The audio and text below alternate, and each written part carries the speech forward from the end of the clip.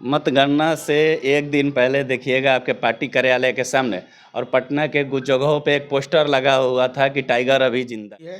तो मेरा कैंडिडेट तो हताश हो जाएगा, निराश हो जाएगा।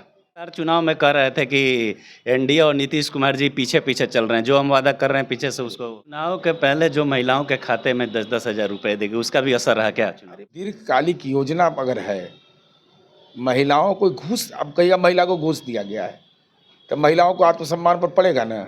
और कौन महिला है वो पाएगा? आपके आवास के सामने एक पोस्टर लगा हुआ है, लालू जी का तस्वीर है, राबड़ी जी का है, तेजस्वी जी हैं और संजय यादव जी है। तेजस्वी जी की बहन रोहिणी आचार्य जी का एक ट्वीट आता है, परिवार और पार्टी से अपने आप को अलग करती हैं। इस पर लेकिन हम लालू जी से अनुरोध करेंगे कि बेटी का श्राप मत लीजिए। नमस्कार, मैं अजीत कुमार, आप देख रहे हैं डिजिटल दस्तक। कल देखिएगा मतगणना समाप्त हुआ और देखिएगा कि एनडीए काफ़ी प्रचंड बहुमत से बिहार में पुनः सरकार बना रही है। अभी हमारे साथ बात करने के लिए जदयू के मुख्य प्रवक्ता सह एमएलसी नीरज कुमार जी हैं। काफ़ी प्रचंड बहुमत से इस बार आप लोग सत्ता में हैं। देखिए, माननीय नीतीश कुमार जी के नेतृत्व में जो एनडीए रहा, जो नीतीश कुमार जी ने निश्चय किया, वह काम दिखाई पड़ता था। अब असल है, विपक्ष को मुद्दों के बारे में गंभीरता नहीं है। भाई, आप कह रहे हैं कि विकास हुआ नहीं, और जनता कह रही है कि हमारे गांव में गली बन गया, हमारे पंचायत में विद्यालय बन गया, हमारे यहाँ पंचायत सरकार भवन बन गया, हमारे यहाँ बिजली पहुँच गई। आप कह रहे हैं कि नहीं, विकास ही नहीं हुआ है, तो कोई भरोसा नहीं करेगा। हाँ, अगला विकास क्या होगा ये आप नहीं बोल रहे हैं, लेकिन जो ही आप बोलिएगा विकास नहीं, तो लोग कहेगा विकास हुआ है। आप कहे कानून व्यवस्था ध्वस्त हो गया। और गांव का अनुभव यह बता रहा है कि 2 बजे रात में किसी के माँ पिता बीमार पड़ रहे हैं तो जिला मुख्यालय लेके जा रहा है, तो भरोसा करेगा आप पर? और सुबह में गांव का लोग जाना कि इसके पिताजी बीमार हैं, रात में ले गया। तो मुद्दों का चयन बड़ा महत्वपूर्ण होता है विपक्ष की राजनीति के लिए। तो जननायक कर्पूरी जी में यही विशेषता थी कि जननायक जो ही मालूम होता था कोई घटना हुआ तो त्वरित पहुंच जाते थे। लेकिन आजकल तो विपक्ष के नेता ऐसा होते हैं, घटना में जाएंगे 8 दिन बाद ट्वीट कर रहे हैं। तो ट्वीट से राजनीति नहीं चलेगा, ये मेहनत का चीज़ है। मतगणना से एक दिन पहले देखिएगा आपके पार्टी कार्यालय के सामने और पटना के कुछ जगहों पे एक पोस्टर लगा हुआ था कि टाइगर अभी जिंदा है। इस पर क्या कहेंगे? मतगणना, देखिए, दूसरे चरण के मतदान के ठीक एक दिन पहले मैं उसी दिन समझा कि विपक्ष का नेता बिल्कुल अपरिपक्व है या सलाहकार अपरिपक्व है। कोई कहेगा जी कल चुनाव होना है, अकारा के स्ट्रांग रूम में गड़बड़ी है, तो मेरा कैंडिडेट तो हताश हो जाएगा, निराश हो जाएगा। तेजस्वी जी प्रेस कॉन्फ्रेंस करके बोल रहे हैं कि स्ट्रांग रूम में गड़बड़ी हुई है, और इनके दल के प्रत्याशी रविंदर सिंह महनार से बोल रहे हैं कोई गड़बड़ी नहीं है। शिवानी शुक्ला का प्रतिनिधि रणधीर कुमार बोल रहा है कोई गड़बड़ी नहीं है। तो कभी भी लीडर को तत्काल प्रतिक्रिया नहीं देनी चाहिए। लीडर का मतलब होता है कि तमाम चीज़ों का विश्लेषण करके अंतिम निष्कर्ष के रूप में बोलना। तब मुद्दा ये क्या चुने थे? पढ़ाई लिखाई, दवाई, रोजगार। एगो नया मुद्दा राहुल जी के संगति में पकड़े SIR, यही ना हुआ है। तो 2019 में फ्लॉप, 2020 में फ्लॉप, इनारा 2024 में फ्लॉप। तब नया मुद्दा न चुनिएगा भाई, मुद्दा बनाइएगा ना नया। अब नीतीश कुमार जी ने कहा कि मुख्यमंत्री कन्या विवाह मंडप योजना बनाएंगे, तो कन्यादान के बारे में आप बोलिएगा ना। अब तो वही हाल हो गया कि अच्छा 10,000 आप दे रहे हैं तो 20,000 हम दे देंगे। तो जिसको 10,000 मिल जाएगा वो आपके बताओ पर भरोसे नहीं करेगा। वो तो लगातार चुनाव में कह रहे थे कि एनडीए और नीतीश कुमार जी पीछे पीछे चल रहे हैं, जो हम वादा कर रहे हैं पीछे से उसको। यही समझ का फेरा, यही तो मैं कहता हूँ, नीतीश कुमार को समझने में बहुत देर लगेगा। तेजस्वी जी, नीतीश कुमार जी अस्वस्थ हैं, बीमार हैं। अब नीतीश कुमार जी की तबीयत खराब कि तेजस्वी जी की तबीयत खराब? राजनीति का स्ट्राइक रेट देख लीजिए। नीतीश कुमार जी जब शांत हो जाएं तो समझिए कि तीर कड़ा चलने वाला है, और एकदम निशाना पर मारता है वो तीर। कोई देखे प्रतिक्रिया देते उनको? साइलेंटली योजनाओं का प्रगति प्रतिवेदन देख रहे थे, प्रगति यात्रा कर रहे थे, कभी कुछ नहीं बोल रहे थे।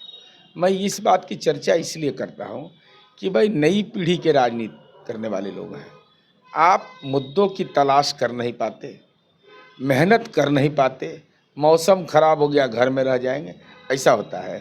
चुनाव के पहले जो महिलाओं के खाते में 10-10 हज़ार रुपए देगी, उसका भी असर रहा क्या चुनाव? अरे भाई ये पहली बार हुआ है क्या?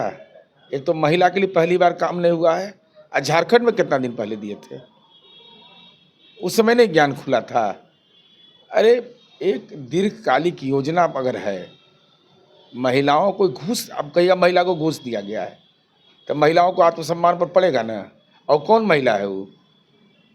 समाज को समझना पड़ेगा, वो अति पिछड़ा और दलित की महिलाएं हैं। उनके मन के अंदर ये भाव जगा कि हमको पैसा दिया जा रहा था, करा ले लेगा, लौटा लेगा। 1100 रुपया मिला। मैं एक वीडियो देख रहा था, एक महिला बोल रही है, उस महिला से कोई पत्रकार ही पूछ रहा है कि चाची मिल लो पैसा, तो हाँ मिल गेल। तो कितना मिल लो? तो 1100। तब हमरा बेटा से मांगे पड़े, बेटवा नहीं दहल 100 रुपया। जब नीतीश कुमार के हो तब बेटा है हमार। अब यह देखिए, यह कनेक्ट करना, योजना का प्रभाव इसी को कहते हैं। कनेक्ट हुआ, वो महिला आशीर्वाद भी दे रही होगी और अपने बेटा को बता भी रही है।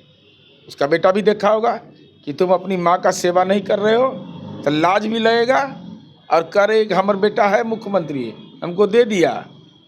यही है, इस नब्ज को जो नहीं पकड़ा ना, वो राजनीति में नब्ज को नहीं पकड़ पाएगा। आपके आवास के सामने एक पोस्टर लगा हुआ है, लालू जी का तस्वीर है, राबड़ी जी का है, तेजस्वी जी हैं और संजय यादव जी है। नहीं, हम पोस्टर तब लगाए जब सिद्दीकी साहब का हम बयान एगो देखे। सिद्दीकी साहब ने कहा कि हार की समीक्षा और बिहार के नेता करें, तब मुझे लगा कि इशारा कहीं दूसरे जगह इनका है। तो हमने कहा कि भाई राजनीति के धृतराष्ट्र बन गए। और लालू जी पूछ रहे हैं क्या हाल बा संजय, क्या दिखाई देता है? तो संजय कह रहे हैं, महाभारत में संजय ने थे जिनको दिव्य ज्ञान था, नज़र झुका हुआ, रुझान तो निगेटिव आ रहा था कि हमको तो हरियाणा वाला मॉल नज़र आ रहा है। ये इसलिए मुझे बोलना पड़ा कि पलायन पर ये लोग भाषण देते हैं। तो राजनीति का पलायन मंजूर है, संपत्ति का पलायन मंजूर है, और कोई बिहार का राजनीतिक कार्यकर्ता नहीं था। हालांकि मैं इसका सख्त विरोधी हूँ। जॉर्ज फर्नांडिस, मधुलिमय, आचार्य जेवी कृपलानी जैसे असाधारण हस्ती इस बिहार के अंदर राजनीति की है, कोई नहीं उनका जात धर्म पूछने गया। ये सब तो 90 के बाद का झमेला आया है। ये सब तेजस्वी जी की बहन रोहिणी आचार्य जी का एक ट्वीट आता है, परिवार और पार्टी से अपने आप को अलग करती हैं, इस पर क्या? देखिए, वो बेटी है और बेटी पर कोई टिप्पणी नहीं किया जाता है। बेटी का कन्यादान होता है, कन्यादान से बड़ा दान कुछ भी नहीं। जिस बेटी ने अपने पिता की प्राण रक्षा की हो, उसके मन के अंदर में अगर थोड़ा सा भी खटका पैदा होता है तो न अपने लिए अच्छा है, न परिवार के लिए अच्छा है। इस बेटी ने अपने पिता का प्राण रक्षा किया, जिस भाई को रक्षा सूत्र बांधा, आज उसके मन के अंदर सवाल है, उसको तो संपत्ति नहीं चाहिए, भगवान सब कुछ दिए हैं, सिंगापुर में एस्टेब्लिशमेंट है, सब कुछ है, कोई लालू जी के संपत्ति का हकदार तो है नहीं, और न मांगने जाएगी, जितना मेरी समझ है। तो राजनीति में अगर आप बेटा को हिस्सा दे रहे हैं तो आप तो कानूनों सुप्रीमो कोर्ट कहा है बेटा बेटी का बराबर हक, तो संपत्ति में हक, खाली राजनीति में हक नहीं। तब उसके मन के अंदर क्या सवाल है मैं नहीं जानता, अब मुझे इससे कोई लेना देना भी नहीं। लेकिन हम लालू जी से अनुरोध करेंगे कि बेटी का श्राप मत लीजिए। अभी हमारे साथ जदयू के MLC सह मुख्य प्रवक्ता नीरज कुमार जी हैं, बेबाकी से अपनी बातों को रखे, पूरी बात आप सुनिए। बात कैसी लगी आप अपनी प्रतिक्रिया कमेंट बॉक्स में दें। धन्यवाद।